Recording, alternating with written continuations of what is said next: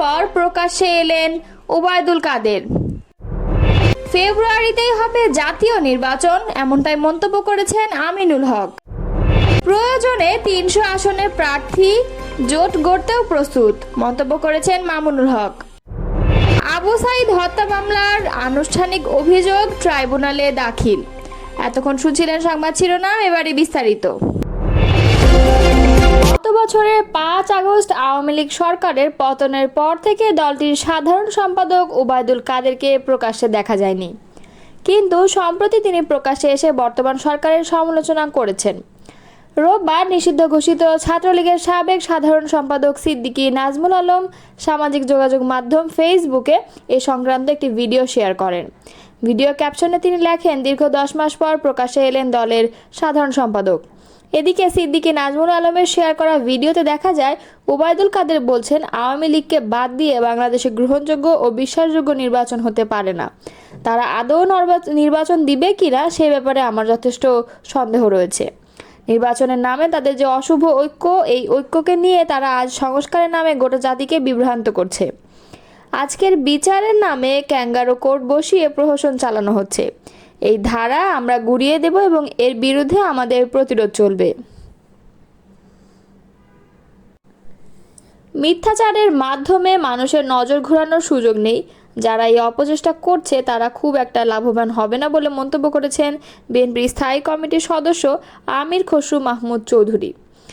আজ রোববার বিকেলে গুলশান চেয়ারপারসনের কার্যালয়ে কানাডিয়ান হাই কমিশনারের সঙ্গে বৈঠকের পর সাংবাদিকদের প্রশ্নের জবাবে তিনি এই কথা বলেন। আমির খসরু বলেন, আগামী দিনে নির্বাচনের সুবিধা নেওয়ার জন্য, নির্বাচনী বৈতরণী পার হওয়ার জন্য এ ধরনের ঘটনা সমাধান না করে রাজনীতিকরণের যে চেষ্টা চলছে তা দুঃখজনক। এ বিষয়ে প্রশাসনের আরও তৎপরতা বাড়াতে হবে। নির্বাচন নিয়ে আমির খসরু বলেন, আগামী ফেব্রুয়ারিতে নির্বাচন আয়োজনে সংশ্লিষ্ট সবাই প্রস্তুতি নিচ্ছে। নির্বাচন হবে না এমন কোনো আলামত নেই।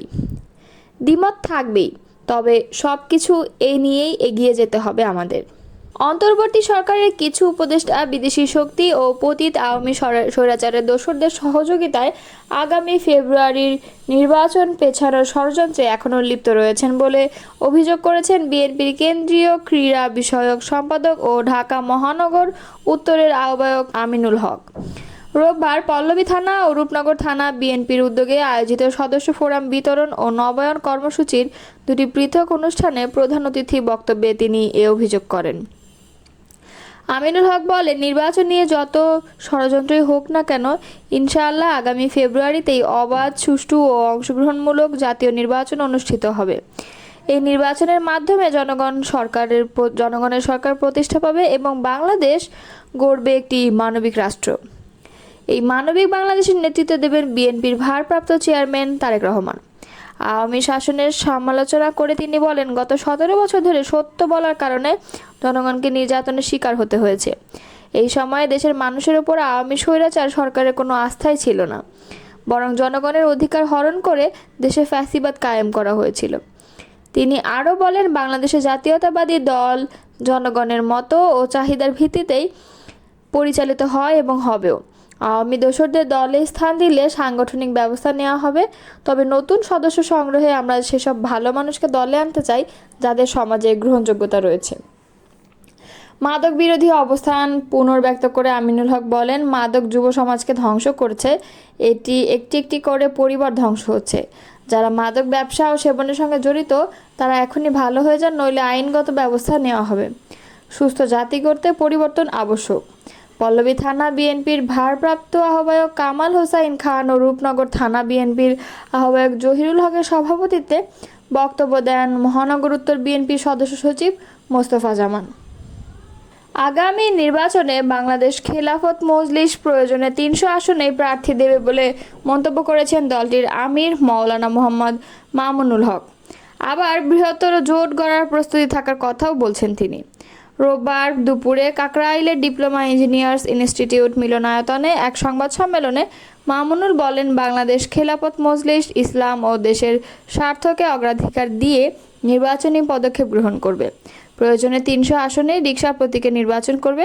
আবার যদি বৃহত্তর জোট বা নির্বাচনী সমঝোতার মাধ্যমে ইসলাম ও দেশের স্বার্থ রক্ষা হয়, সেদিকেও দল পদক্ষেপ নিতে প্রস্তুত।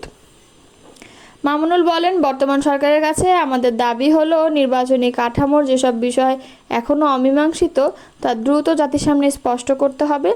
সংসদে দ্বিকক্ষীয় কাঠামোর বিষয়ে ঐক্যমত থাকলেও উচ্চকক্ষ ও নিম্নকক্ষ কিভাবে গঠিত হবে সে বিষয়ে এখনই সিদ্ধান্ত প্রয়োজন। আনুপাতিক হারে ভোটের বিষয়ে খেলাফত মজলিসের অবস্থান তুলে ধরে মাওলানা মামুনুল হক বললেন, আমরা আংশিক পিআর সিস্টেম চাই। বর্তমান ব্যবস্থায় সংখ্যাগরিষ্ঠের মতামতের প্রকৃত প্রতিফলন ঘটে না। তাই ন্যায্য ও অন্তর্ভুক্তিমূলক প্রতিনিধি নির্বাচনে আংশিক পিআর সিস্টেম নিম্নকক্ষে ও পূর্ণ পিআর সিস্টেম উচ্চকক্ষে চালু করা প্রয়োজন। বাংলাদেশ খেলাফত মজলিস বিশ্বাস করে দেশের স্বার্থে একটি শক্তিশালী ও গঠনমূলক বিরোধী দল থাকা প্রয়োজন। বিরোধী দলকে নিশ্চিহ্ন করার রাজনীতি বাংলাদেশে চলবে না। স্থানীয় সরকার নির্বাচন রাজনৈতিক দলগুলোর ঐক্যমতের ভিত্তিতেই হতে হবে বলে মন্তব্য করেন তিনি। সংবাদ সম্মেলনে অন্যদের মধ্যে দলের মহাসচিব মাওলানা জালাল উদ্দিন আহমদ, অভিভাবক পরিষদের সদস্য মাওলানা আকরাম আলী, সিনিয়র নায়েবে আমির মাওলানা মহিউদ্দিন রব্বানী, মাওলানা শাহিনুর পাশা চৌধুরী ও যুগ্ম মহাসচিব মাওলানা আতাউল্লাহ আমিন উপস্থিত ছিলেন।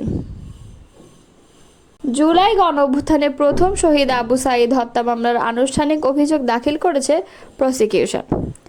সেখানে রোকেয়া বিশ্ববিদ্যালয়ের সাবেক প্রক্টর সহ 30 জনকে আসামি করা হয়েছে। সোমবার ট্রাইব্যুনাল 2 এই অভিযোগ দাখিল করা হয়। এর আগে আবু সাঈদ হত্যার বিচার চেয়ে তার পরিবার গত 13 জানুয়ারি আন্তর্জাতিক অপরাধ ট্রাইব্যুনালে আনুষ্ঠানিক অভিযোগ দেয়।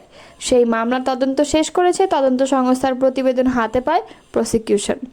হত্যাকাণ্ডে মিলেছে 30 জনের সম্পৃক্ততা। তাদের মধ্যে পুলিশ ছাড়াও বিশ্ববিদ্যালয় প্রশাসন ও ছাত্রলীগ নেতৃবৃন্দের নাম রয়েছে। আবু সাঈদ হত্যা মামলাটি আন্তর্জাতিক অপরাধ ট্রাইব্যুনালের প্রথম মামলা। এই মামলায় কারাগারে থাকা 4 আসামি হলেন পুলিশ কর্মকর্তা আমির হোসেন, কনস্টেবল সুজন চন্দ্র, বেরবির সাবেক প্রক্টর শরীফুল ইসলাম এবং বিশ্ববিদ্যালয় শাখা ছাত্রলীগের সাধারণ সম্পাদক ইমরান চৌধুরী। রংপুরে বেগম রোকেয়া বিশ্ববিদ্যালয়ের শিক্ষার্থী আবু সাঈদ হত্যা মামলায় আনুষ্ঠানিক অভিযোগ আমলে নিয়েছে ট্রাইব্যুনাল। একই সাথে রংপুর বেগম রোকেয়া বিশ্ববিদ্যালয়ের সাবেক ভিসি হাসিবুর রশিদ বাচ্চু, প্রক্টর শরীফুল ইসলাম সহ রংপুর 26 জনের বিরুদ্ধে গ্রেপ্তারি পরোয়ানা জারি করা হয়েছে।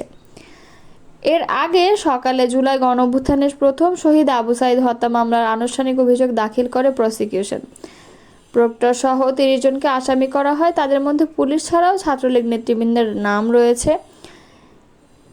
বেরবির প্রক্টর শরীফুল ইসলাম, বিশ্ববিদ্যালয় শাখা ছাত্রলীগের সাধারণ সম্পাদক ইমরান চৌধুরী, এই 4 জন বাদে বাকি 26 জনের নামে গ্রেপ্তারি পরোয়ানা জারি করেছে ট্রাইব্যুনাল।